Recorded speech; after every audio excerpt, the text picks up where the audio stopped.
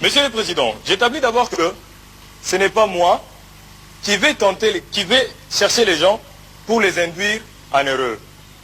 Ce n'est pas moi. La Bible est très claire à ce sujet. Et je vous prie, pour ce faire, de consulter Jacques, chapitre 1, verset 1 à 12. Vous constaterez que ce que je dis est vraiment vérifié. Si votre délicatesse peut permettre que je prenne la Bible pour que je vous en fasse lecture. Prévenez Satan le diable. Monsieur le Président. Le juge assesseur fera la lecture à votre intention. Merci, Monsieur le Président. Prenez la Bible.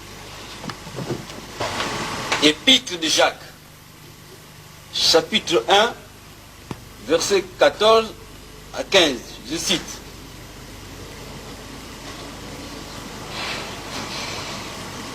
Mais chacun est tenté.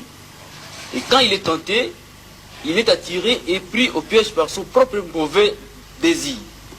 Ensuite, le mauvais désir conçoit et donne naissance au péché.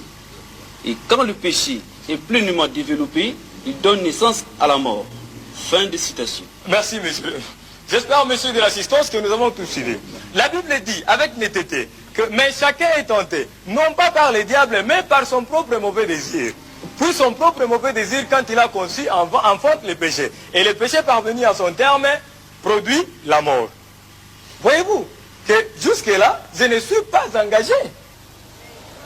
Dieu dit, voici, je mets devant toi les biens et les mal.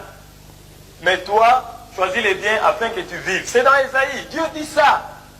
Voici, je mets devant toi les biens et les mal. Dieu dit, je mets, c'est Dieu lui-même qui met les biens et les mal devant l'homme. Il dit, mais toi, choisis les biens afin que tu vives. Mais Dieu met les mal. Les mal, c'est quoi? Les mal, c'est qui?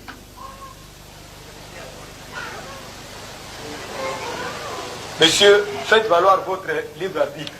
Dieu ne dit pas, réfère-toi au diable pour choisir. Il dit, toi, choisis, c'est un impératif. Mais si toi, tu choisis les mal, ce n'est pas moi qui te le fais choisir.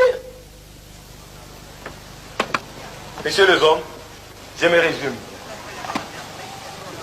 Évitez de tomber dans une erreur irréparable. Vous rendrez compte à Dieu de ce que vous aurez fait de la vie qu'il vous a confiée. Et moi, je rendrai compte à Dieu de ce que je sais.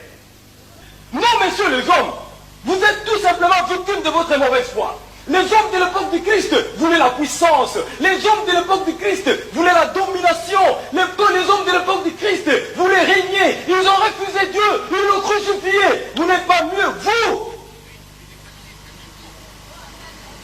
Les hommes de l'époque actuelle.